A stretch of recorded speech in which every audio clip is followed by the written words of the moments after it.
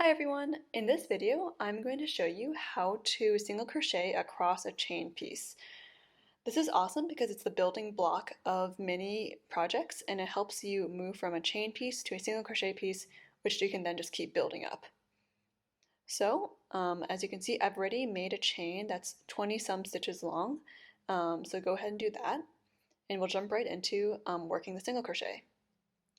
So usually at this point in the pattern, it'll tell you to start from the second chain from the hook or something like that. And so I'm going to demonstrate quickly what that means because this is an instruction that pops up a lot in a lot of patterns. So the first thing you need to know is what is or how do you count each chain? So each chain is a small V shape, and it's a V that's pointing downwards that points all the way down to the knot. And so as you can see, here's one V shape, another one more, another one, another one, another one, and then we have one more, and this is the last chain stitch.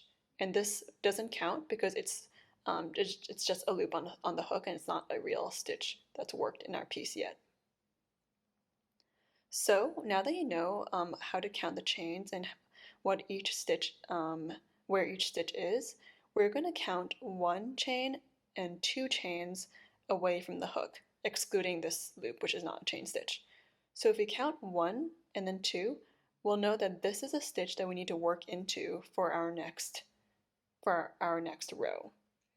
So when it says to work into this begin from the second chain from the hook and work into it, you'll just count 1, 2, and then insert your hook there.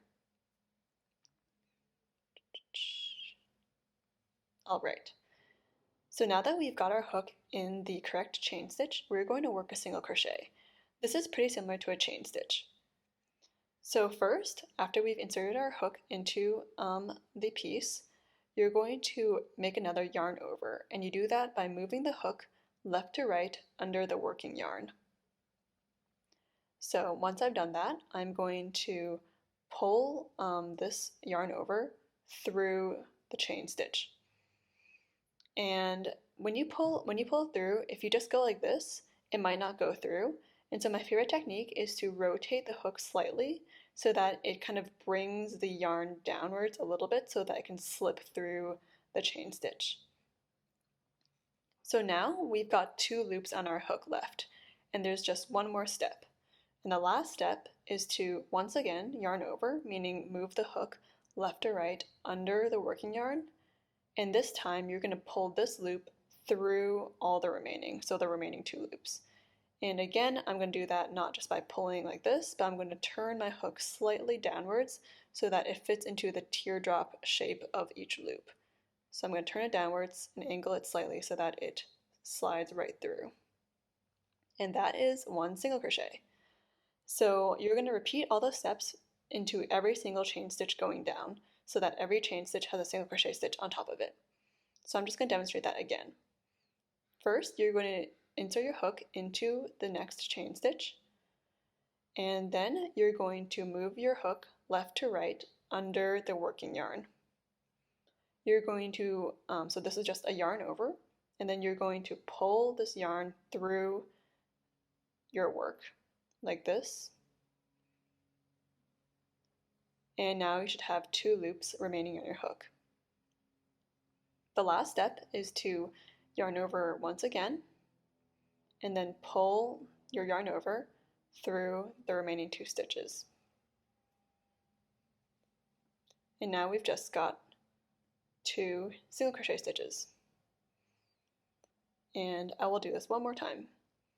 So I'm going to insert my hook into the next chain stitch, and you can tell which is the next chain stitch because this single crochet stitch is kind of making this hole pretty big. And you can kind of see that if I pull my hook in my yarn, it's connected to this large empty area over here. So we have to jump to the next stitch that doesn't have anything in it yet. And once we work into it, then if we pull the hook, then we'll see this stitch start to move. But right now, nothing's been worked into this, so we know this is the next stitch that we need to work into. And also, if you count each V, you'll notice that this is the next chain stitch that doesn't have anything inside. So you can kind of count this way until you get to the final V before the stitch that your hook is in.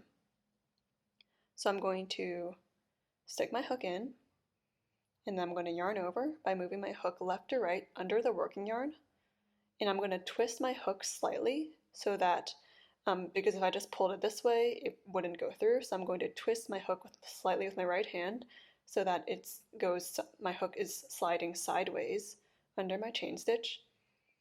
And then I'm going to work the final step, which is moving my hook left to right under the working yarn, and then pulling that yarn over through the remaining 2 stitches. And again, if I just pull straight like that, it probably won't go through. So I'm going to angle my hook slightly downwards so that I can just align the tip with the bottom of the teardrop shape formed by each loop. And there we go. So that's 3 stitches, and I'm just going to work single crochet stitches on all the remainder of these chain stitches.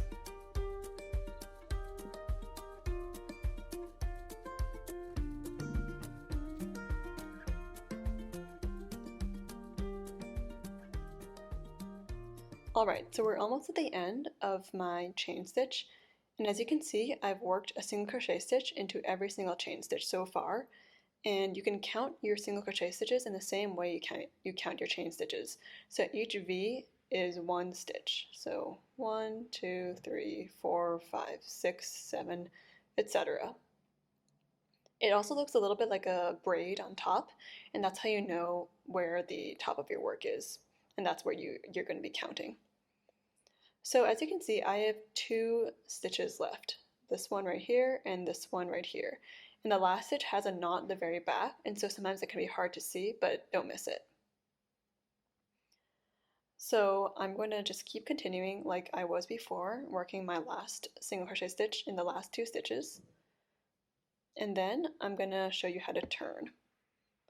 So once you get to the end of this row, you're going to chain 1, which is just yarning over and pulling through, just like we did the bottom. And then you're actually going to turn your entire work so that you're once again working from right to left.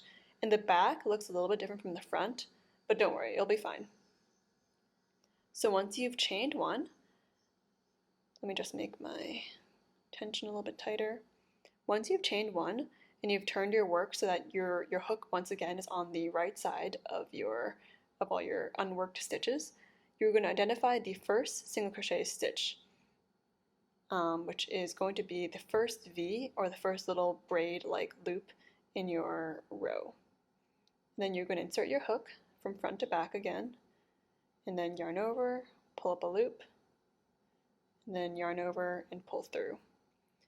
And this is a really good time to grab one of your stitch markers and put it right here so that when you come back next time, you'll know this is the last stitch.